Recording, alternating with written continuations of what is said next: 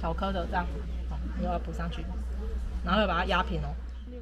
這群南區樂齡學習中心的職工，才專心跳出精心繪計老師的示範家校，要來學用原木所製作的咖啡杯墊。這款手工新產品的初體驗，嘛，讓職工感覺新奇趣味。同時所創作的，更是要回饋中心貴賓的伴手禮，相當有成就感。這是一種貢獻服務，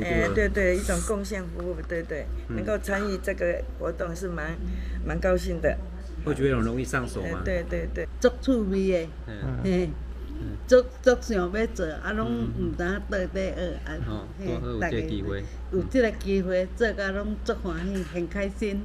由丹市喜球國小承辦成立滿18棟的南區樂齡學習中心，已經累積超過300位學員，其中有真濟專為職工服務。今年透過精心繪計所安排創新的手工藝課程，除了讓長輩簡單好學、產生興趣，嘛成為一款貢獻服務。這次伴手禮的規劃是針對咖啡系列的，然後我們是結合生活療癒系列。然後結合我們的原木座底座來做咖啡皂杯墊，那我們還可以引申做到聖誕樹，還是說我們可以做發財樹？那這個咖啡座的部分，咖啡杯還有都可以放上去。然後這個我們咖啡的豆裡面，它還可以有做一些防水。那我們希望長者他們在這個最簡單的伴手禮，可以跟我們做一些咖啡豆的一個結合，然後還跟我們精油皂做一些結合。再來还有跟那個永生花，可以用在這個杯墊裡面做一些記憶鏈，然後一些創意。樂齡的課程當中有核心課程、自主課程跟貢獻課程。那核心課程裡面一些社會參與，就是希望我們這些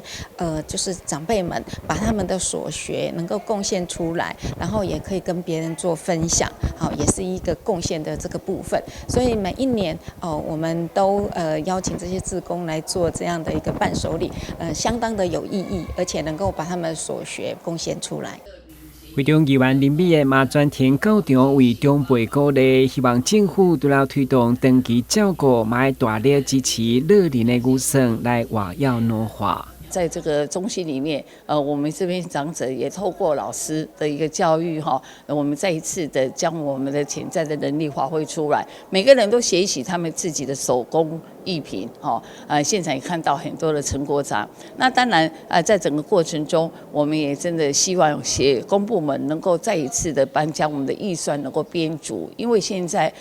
長者越來越多，尤其健保的關係，每個人的身體都非常的健康。那預算上面我们必須要到位，讓我們這些長者能夠就是也可以補足過去小時候大環境不好的過程中沒有上幼稚園的這個遺憾。這就如同我協領就是中心呢，就如同長者的幼兒園一樣。並且在2月20日，南區樂齡學習中心盛大成果發表會前，已經呈現歷年來學員佇畫圖、書法、拼貼等等的創作，集合透過課程，再次讓長輩生活更充實趣味。南區樂齡學習中心讚！